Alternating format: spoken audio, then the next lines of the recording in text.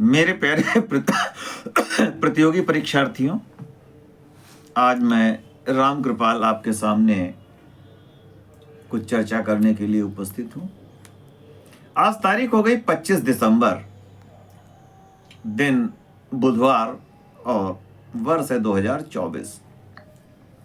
जहां तक मुझे जानकारी है कि 25 दिसंबर सभी जानते हैं कि क्रिसमस डे मनाया जाता है। ये प्रभु ईसा मसीह का जन्मदिन है और इनका जन्म, इनके पिता का नाम था श्री जोसेफ और माता का नाम श्रीमती मरियम था और इनका जन्म स्थल बेथलेहम है।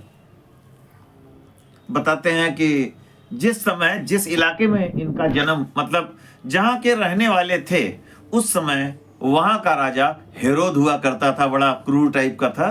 तो बताते हैं कि जन्म के समय इनके माता पिता जो हैं, इनको लेकर उस स्थान से वापस चले गए थे।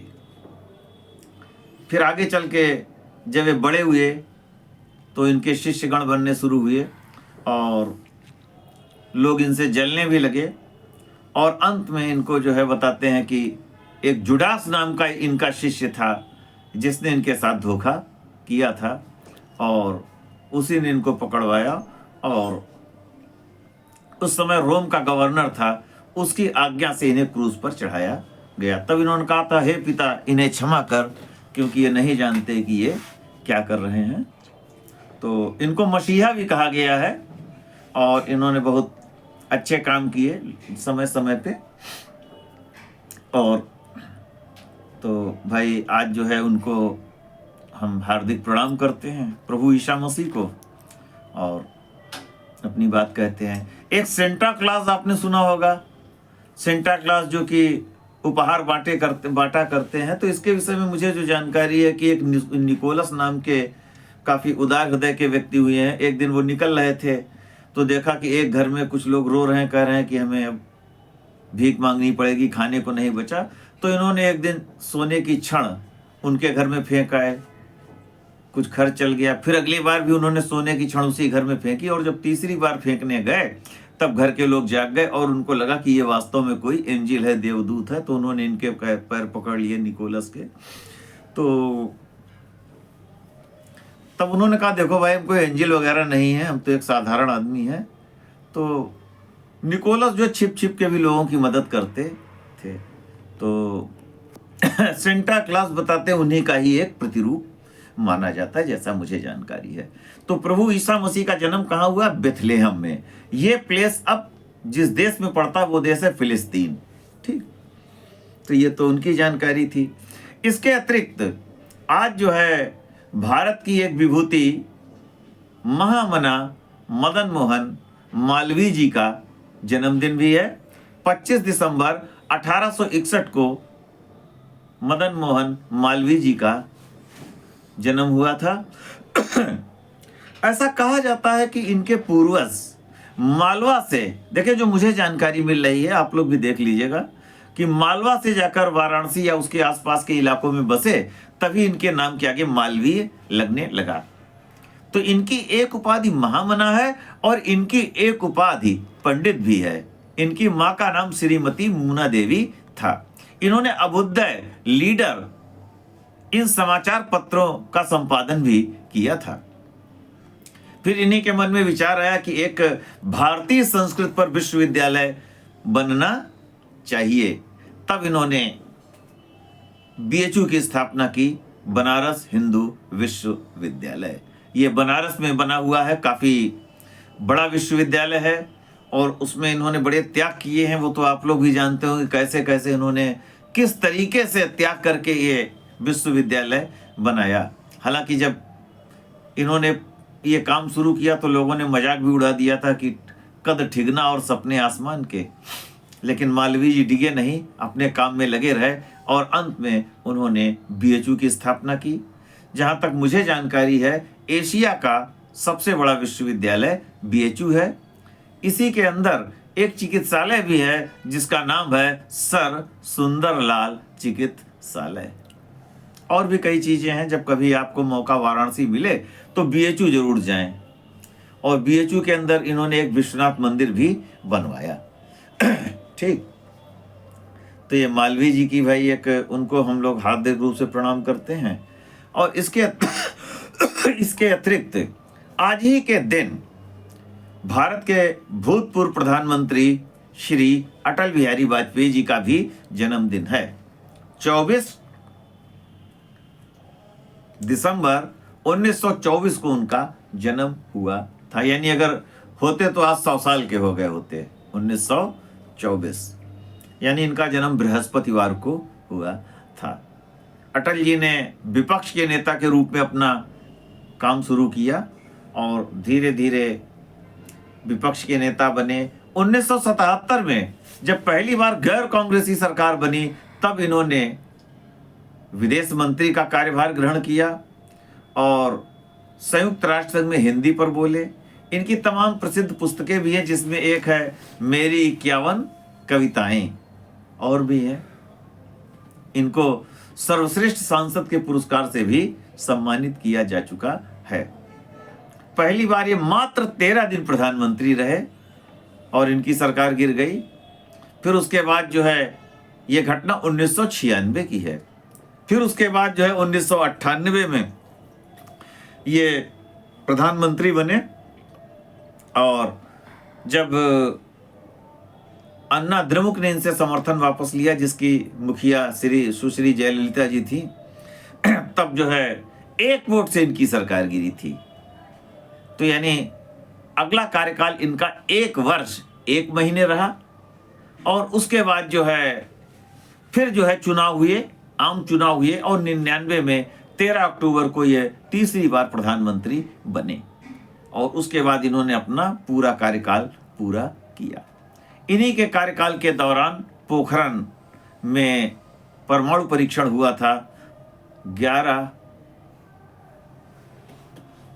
11 मई 1998 दिन सोमवार, और उसी पे इन्होंने कहा था जय जवान जय किसान और जय विज्ञान का नारा दिया था।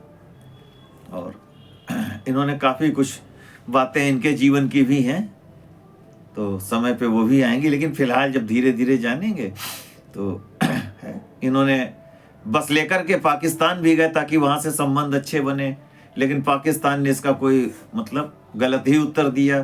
फिर इन्होंने नवाज शरीफ साहब को बुलाया, उन्होंने भी कुछ सकारात्मक दृष्टिकोण नहीं दिखाया, लेकिन फिर भी ये प्रयासरत रहे। और ये जो जिस बस को लेकर के पाकिस्तान गए थे उसका नाम था सदाए सरहद। फिर उन्होंने भारत और बांग्लादेश के बीच भी एक बस चलवाई थी जिसका नाम सौहार्द था। इनके प्रयास ठीक ही रहते थे। तो अब तो लेकिन 2004 में इनकी पार्टी चूंकि चुनाव हार गई थी, तब फिर सत्ता से बाहर रहे थे। तो इनका जन्मदिन जो है सुशासन दिवस के रूप में मनाया जाता है। जम्मू कश्मीर में एक टनल है, उसका नाम इन्हीं के नाम पे अटल टनल रखा गया। तो चलिए उनको भी भाई हम हार्दिक रूप से श्रद्धांजलि देते हैं और प्रणाम करते हैं। तो आइए अब आगे कार्यक्रम प्रारंभ करते हैं। आज तारीख है 25। तो राजस्थान लोकसभा के लिए 25 मेंबर भेजता है। आंध्र प्रदेश ये भी लोकसभा के लिए 25 मेंबर चुनकर भेजता है। भारतीय संविधान के अनुच्छेद 25 में कहा गया है कि धार्मिक स्वतंत्रता का अधिकार दिया गया है। धार्मिक स्वतंत्रता अनुच्छेद 25। अच्छा, और 25 के विषय में अगर कुछ हमें जानकारी मिलेगी तो हम आपको बताएंगे। अच्छा, गिब्सन मरुस्थल किस देश में पड़ता है? गिब्सन मरुस्थल ये ऑस्ट्रेलिया में पड़ता है। गिब्सन मरुस्थल जो है ये ऑस्ट्रेलिया में पड़ता है। अच्छा, विक्टोरिया नदी किस देश में बहती है? ये ऑस्ट्रेलिया में है और ये किम्बरले पठार से निकलती है। ये ऑस्ट्रेलिया के किम्बरले पठार से निकलती है। कौन? विक्टोरिया नदी। अच्छा, चूंकि महारानी रही विक्टोरिया, उनका भी शासन रहा, तो ज्यादातर कुछ नदियों के नाम उनके नाम पर भी रखे गए। अच्छा, आंसुओं का द्वार किस जल संधि को आंसुओं का द्वार कहते हैं? बाब अल मंडेव जल संधि। बाब अल मंडेव जल संधि आंसुओं का द्वार। अच्छा, चलिए, हार्मुज जल संधि ये किसको जोड़ती है? ये ईरान और ओमान को अलग करती है। ईरान और ओमान को अलग करती है। कौन? हार्मुज जल संधि। ईरान की राजधानी तेहरान और ओमान की राजधानी मस्कट। अच्छा,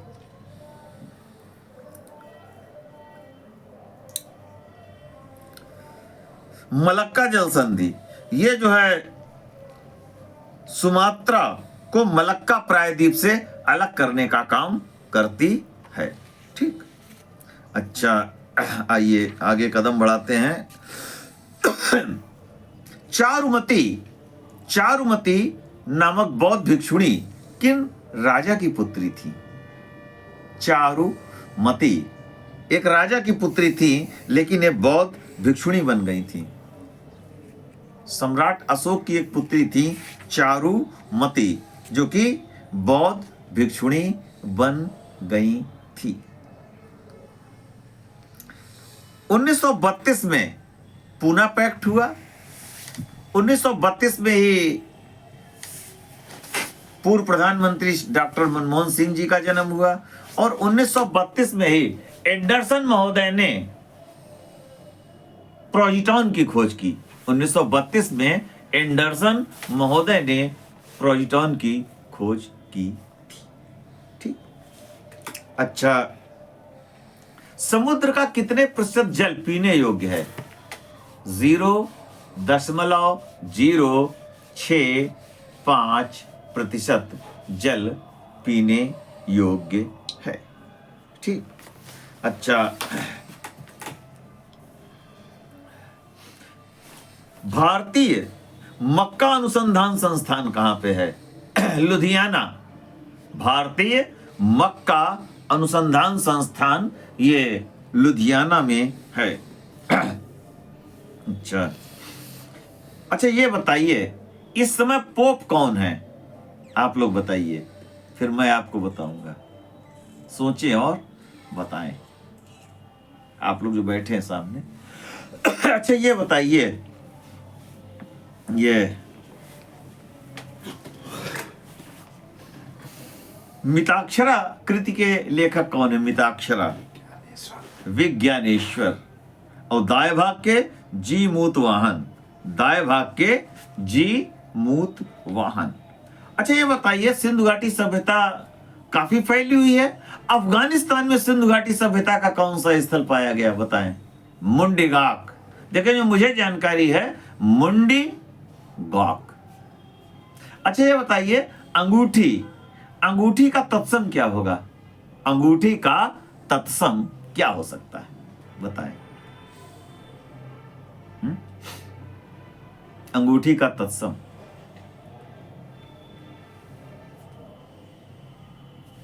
अंगुली। बड़ी की मात्रा ला के ऊपर बड़ी ई की मात्रा रहेगी। ला के ऊपर बड़ी ई की मात्रा। अंगुलीय। ठीक, अंगुलीय ये अंगूठी का तत्सम है। अच्छा, चलिए आगे चलते हैं। जिम कॉर्बेट नेशनल पार्क का नाम पहले क्या रखा गया था? Heli national park. और अब क्या है? Ramganga national park. रामगंगा किस नदी मिलती हैं? गंगा में। गंगा में बाईं ओर से मिलती हैं। कौन? राम गंगा। ठीक। अच्छा,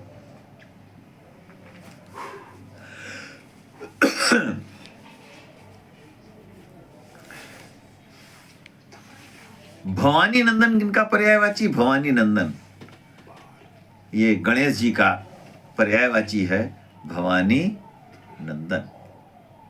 अच्छा, ठेले पर हिमालय किसकी कृति है? ठेले पर हिमालय धर्मवीर भारती। अच्छा, आखिरी चट्टान तक ये किसकी कृति है? आखिरी चट्टान तक।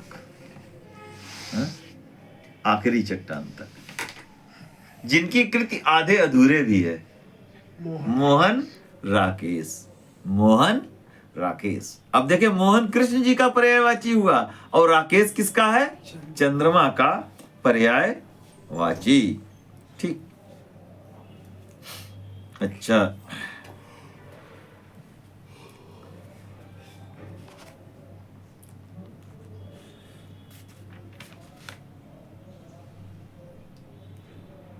अच्छा, बाघ रिजर्व योजना कब प्रारंभ की गई? 1 अप्रैल 1973। 1 अप्रैल 1973 को बाघ रिजर्व योजना प्रारंभ की गई। वैसे भारत का बाघ राज्य कहलाता है गुजरात। बाघ राज्य, मध्य प्रदेश। बाघ का वैज्ञानिक नाम है पेंथेरा टाइग्रस लिनायस। ये दहाड़ता बहुत तेज है बाघ। और रीवा। अच्छा, श्री विल्लु पुथर मेघमलाई, ये बाघ अभ्यारण्य कहाँ पे है? श्री विल्ली पुथुर मेघमलाई, तमिलनाडु। तमिलनाडु की राजधानी चेन्नई। एनिमल वेलफेयर बोर्ड का मुख्यालय चेन्नई में है। ठीक, अच्छा, ये आपने सोचा कि इस समय पोप कौन है? कौन पोप है? फ्रांसिस। इस समय पोप है फ्रांसिस। ठीक, और ये ऑस्ट्रेलिया के रहने वाले हैं। सॉरी, ऑस्ट्रेलिया नहीं, अर्जेंटीना। अर्जेंटीना के रहने वाले हैं। अच्छा,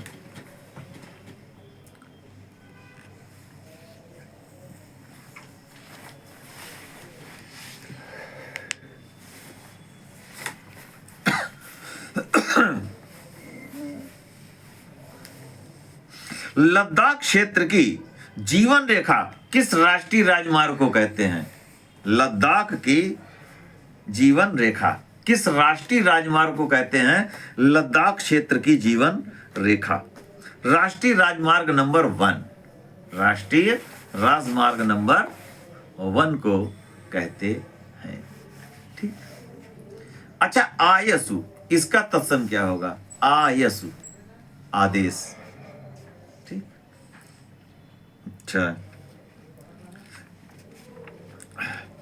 किस मुगल बादशाह के, एक मुगल बादशाह ऐसे भी हुए हैं कि जिनका कार्यकाल 2 भागों में बटा हुआ है, यानी उनके कार्यकाल के बीच में लगभग 15 वर्षों का गैप है। ये हैं मिस्टर नासिरुद्दीन मोहम्मद हुमायूं। बादशाह बाबर के सबसे बड़े फर्जंद थे हुमायूं। फर्जंद यानी पुत्र। बाबर के सबसे बड़े पुत्र थे हुमायूं, और इनकी वालिदा का नाम था माहम सुल्ताना। तो इनका पहला कार्यकाल 1530 से 1540 तक है, और अगला कार्यकाल जुलाई 1555 से जनवरी 1556 तक। ठीक, हुमायूं का अर्थ होता है भाग्यवान। हुमायूं का अर्थ भाग्यवान होता है। ठीक, अच्छा, केंद्रीय मृदा अनुसंधान संस्थान जिसकी स्थापना 1953 में हुई, इसका मुख्यालय कहां पे है? नई दिल्ली। ठीक, अच्छा, लॉर्ड लिटन जानते होंगे। लॉर्ड लिटन का कार्यकाल 1876 से 1880 तक है। तो लॉर्ड लिटन ने अपने समय कई काम किए। लॉर्ड लिटन को ओवन मेरेडिथ भी कहते हैं, ओवन मेरेडिथ। तो लॉर्ड लिटन ने अपने समय देसी भाषाओं के समाचार पत्रों पर पाबंदी लगा दी थी, लेकिन इसको वर्नाक्यूलर प्रेस एक्ट कहते हैं। वर्नाक्यूलर का मतलब हुआ जो देसी भाषा के। तो लेकिन मतलब उन्होंने कहा कि अब अंग्रेजी भाषाओं पे नहीं लगी, अंग्रेजी भाषा के समाचार पत्रों पे, लेकिन देसी भाषा के समाचार पत्रों पर पाबंदी लगा दी गई। तो जानते ही होंगे आप। लेकिन एक समाचार पत्र बड़ा ही बुद्धिमान निकला, चतुर कह सकते हैं आज की भाषा में, उसने रातों रात अपने आप को अंग्रेजी भाषा के समाचार पत्र के रूप में बदल दिया। तो वो समाचार पत्र कौन था बताइए? हैं? वो समाचार पत्र कौन था जिसने रातों रात अपने को अंग्रेजी के रूप में बदल दिया? नो, केसरी सवाल ही नहीं हो सकता। अरे फिर तिलक साहब कभी नहीं करते थे, तिलक साहब बहुत वो नहीं इस टाइप के थे, बनारस नहीं। हिंदू। अच्छा एक बात, एक सेकंड में अपनी बात को ब्रेक दे रहा हूं। ये बताओ पीयूष किसका पर्यायवाची है? अमृत समाचार पत्रिका। अमृत बाजार पत्रिका, अमृत बाजार पत्रिका। इसने रातों रात अपने आप को अंग्रेजी भाषा के रूप में बदल दिया, अंग्रेजी भाषा का बना लिया। तो पीयूष अमृत का पर्यायवाची, सुधा अमृत का पर्यायवाची, मधु अमृत का पर्यायवाची, सुरभोग अमृत का पर्यायवाची।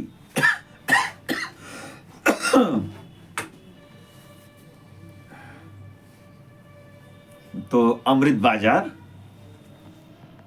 पत्रिका। अच्छा, महारानी विक्टोरिया को कैसरे हिंद की उपाधि किसने दी? लॉर्ड लिटन के कार्यकाल में दी गई थी, इसी ने दी थी। बाकी तो खैर चलिए आगे चलते हैं। अच्छा, वीर सावरकर अंतरराष्ट्रीय हवाई अड्डा कहां पे है?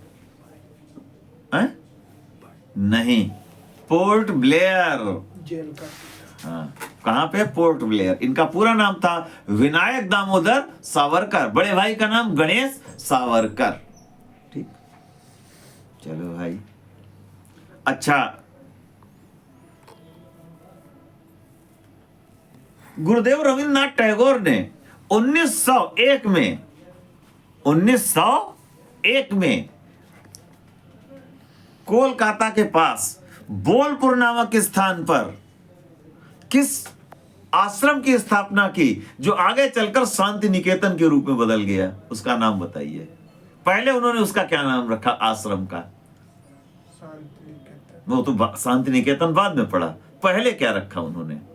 पहले रखा ब्रह्मचर्य आश्रम, पहले उसका नाम रखा ब्रह्मचर्य आश्रम, फिर वो क्या बदला? उसका नाम पड़ा शांति निकेतन। क्या नाम पड़ा? शांति निकेतन। और 1921 में वो विश्व भारती विश्वविद्यालय के रूप में बदल गया। ठीक, थोड़ी देर में चाय बनवा देना, हमें मन कर रहा है? अच्छा ये बताओ, चाय किस भाषा से लिया गया? चाय शब्द, चाय शब्द जो है किस भाषा से लिया गया? चीनी। चीनी भाषा से लिया गया है। ये चीन में एक जगह कैंटन प्रदेश, तो कभी वहां पे इसको कहते थे टे, और टी शब्द उसी से लिया, अंग्रेजों ने टी शब्द जो है उसी से लिया गया। अच्छा, चाय के पौधे को वनस्पति शास्त्र में किस नाम से पुकारा गया? चाय का पौधा, चाय के पौधे को वनस्पति विज्ञान में क्या कहा गया? कैमोलिया साइनोसिस। एक बार फिर, कैमोलिया साइनोसिस। अच्छा भाई, अच्छा।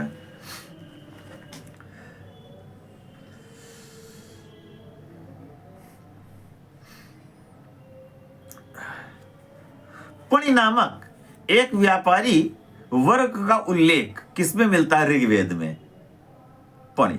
ठीक, बाकी तो और भी चीजें हैं। अच्छा, जाबोली उपनिषद में जो आश्रम बताए गए, तो किस आश्रम तक, किस आश्रम की अवधि 25 वर्ष तक थी? बताएं। ब्रह्मचर्य आश्रम, यानी जो पढ़ाई का समय होता था, विद्या अध्ययन का समय होता था, तो 25 साल तक ब्रह्मचर्य आश्रम चलता था, और उस दौरान विद्यार्थी पढ़ाई पर ही ध्यान देता था। 25 के बाद फिर गृहस्थ शुरू होता था। ठीक, 25 वर्ष। थोड़ा पानी पिला देना, हमें प्यास लग रहा है। अम्बु सलिल तोय उदक पात आब नीर, ये सब पानी के ही पर्यायवाची हैं। ठीक, अच्छा।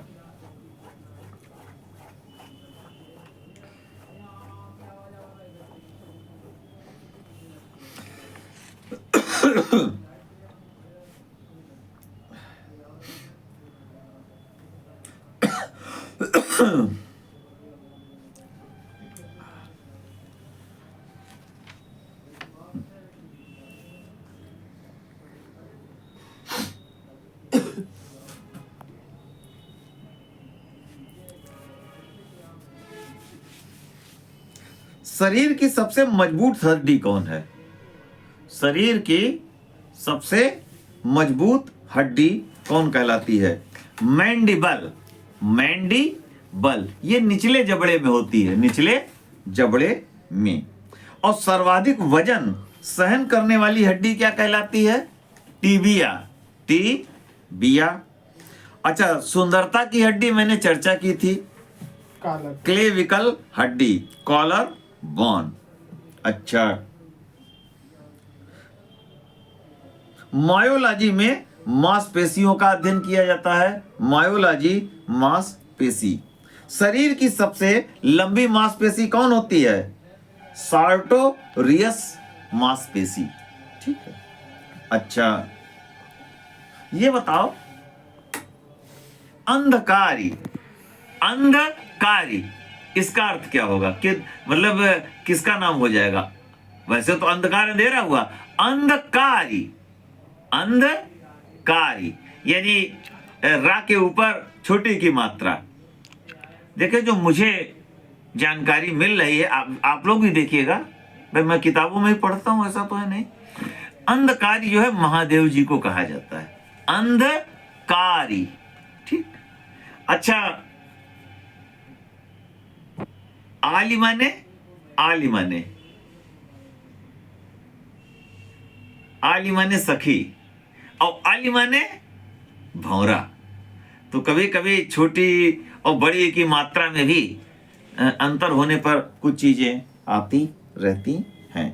ठीक है, अच्छा, अब धीरे धीरे समय समाप्त हो रहा है, इसलिए बस चलते चलते मैं एक आध प्रश्न और करूंगा और फिर आपसे हल्की सी विदा लूंगा। अच्छा,